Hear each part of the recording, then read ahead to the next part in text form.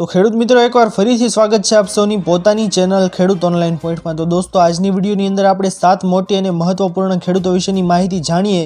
તો સૌથી પહેલી મહત્વની માહિતી આપ સૌની સામે આવી રહી છે કે ખેડૂતોને મોટો ઝટકો। રાજ્યના ખેડૂતોને મોટો ઝટકો લાગ્યો હતો, જેમાં ઇફકોએ રાસાયણિક ખાતરના ભાવમાં વધારો કર્યો હતો, જેમાં રૂપિયા 250નો વધારો કરવામાં આવતા ખેડૂતોને આર્થિક રીતે પરેશાની થવાની વારી આવશે। મળતી માહિતી મુજબ ઇફકોએ NPK 10-26-26 ખાતર અને NPK 12-32-16 ખાતરના ભાવમાં વધારો કર્યો છે, જેમાં 50 કિલોની બેગ પર ઇફકોએ 250 રૂપિયાનો વધારો કર્યો છે, જેમાં 50 કિલોની 14,707ની બેગનો નવો ભાવ રૂપિયા 1250 પહોંચ્યો છે। તો આ ખેડૂતો માટે ખૂબ જ મોટો ઝટકો છે દોસ્તો। ત્યાર પછીની મહત્વપૂર્ણ ખાસ માહિતી આપ સૌની સામે આવી રહી છે કે ભૂપેન્દ્ર પટેલે 605 કરોડનું પેકેજ જાહેર કર્યું। મુખ્યમંત્રી ભૂપેન્દ્ર પટેલે જણાવ્યું કે વર્ષ 2010માં શરૂ કરાયેલી સ્વર્ણિમ જયંતિ મુખ્યમંત્રી શહેરી વિકાસ યોજના એટલે કે SJMSVY અંતર્ગત વિવિધ વિકાસ કામો માટે 605.48 કરોડ રૂપિયા મંજૂર કરાયા છે। મંજૂર કરાયેલી આ રકમમાંથી સ્ટ્રોમ વોટર ડ્રેનેજ, તળાવ બ્યુટિફિકેશન, શહેર સડક યોજના, પાણી પુરવઠા, આઉટગ્રોથ વિકાસ અને રેલવેના ઓવરબ્રિજ સહિતના કામો હાથ ધરાશે, જેથી આ બાબતનું 605 કરોડનું પેકેજ છે તે જાહેર કરવામાં આવ્યું છે। ત્યારબાદની મહત્વપૂર્ણ માહિતી આગળ આવી રહી છે દોસ્તો કે નવા જંત્રી દરોથી લોકો નારાજ।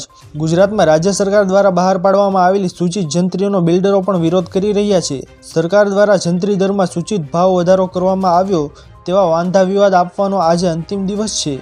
આ વચ્ચે વિધાનસભા ખાતે ધારાસભ્ય અમિત ચાવડાએ પત્રકાર પરિષદ સંબોધી હતી।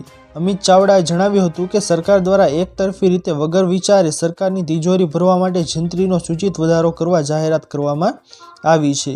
ત્યાર પછીની મહત્વપૂર્ણ માહિતી આગળ આવી રહી છે દોસ્તો કે ખેડૂતો માટે મોટી ખુશખબર વળતર બાબતની। ખેડૂતોના ખેતરોમાંથી પસાર થતી ટ્રાન્સમિશન લાઇન તેમજ ટ્રાન્સમિશન ટાવર ઊભા કરવા સમયે જમીન, પાક, ફળાઓ, ઝાડને થતા નુકસાન સામે સરકાર દ્વારા આપવામાં આવતા વળતર દરમાં વધારો કરવામાં આવ્યો છે। જે તે સમય અને સ્થળના સરકારના પ્રવર્તમાન ઓનલાઈન જંત્રી દરોના 200% લેખે ગણતરી કરીને વળતર ચૂકવવામાં આવશે, જેમાં રાજ્ય સરકાર દ્વારા જંત્રીમાં જો કોઈ સુધારો કરવામાં ન આવે તો વાર્ષિક 10% લેખે વધારો કરાશે। ત્યારબાદની મહત્વપૂર્ણ માહિતી આગળ આવી રહી છે દોસ્તો કે પતિ પત્નીને 10,000 સહાય।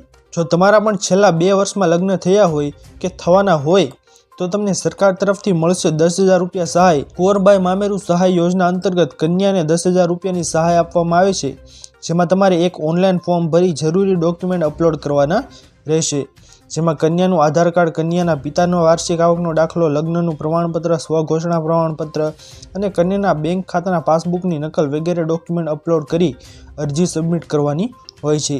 જ્યારે થોડાક સમય બાદ તમે કરેલી અરજી જ્યારે એપ્રુવલ થશે ત્યારે તમે આપેલ બેંક એકાઉન્ટ નંબર પર 10,000 રૂપિયા જમા કરવામાં આવશે। ત્યારબાદની મહત્વપૂર્ણ માહિતી આગળ આવી રહી છે દોસ્તો કે લોન ઉપાડનારાઓનો આંકડો વધ્યો। સહકારી બેંકોમાંથી ખેડૂતોએ 3,64,000 રૂપિયાની લોન લીધી છે, જેથી ગુજરાતના ખેડૂતો દેવાદાર બન્યા છે। કરોડોની કૃષિ લોન લીધી છે, તેથી કેન્દ્ર સરકારે લોકસભામાં આ માહિતી આપી હતી કે 3 વર્ષની તુલનામાં ખેડૂતોએ 37% લોન વધુ લીધી છે। વર્ષ 2023-24માં કૃષિ લોન લેવાનો આંક 1,41,000 કરોડને વધ્યો છે। તેથી દોસ્તો ખેડૂતોના દેવા માફ થવા જોઈએ કે ન થવા જોઈએ? જો થવા જોઈએ તો આપ મને કમેન્ટ કરીને જરૂર જણાવજો। તો દોસ્તો આ હતી આજની સૌથી મોટી અને મહત્વપૂર્ણ ખેડૂતો વિશેની માહિતીઓ। તો વિડીયોને લાઇક કરવાનું ભૂલતા નહીં।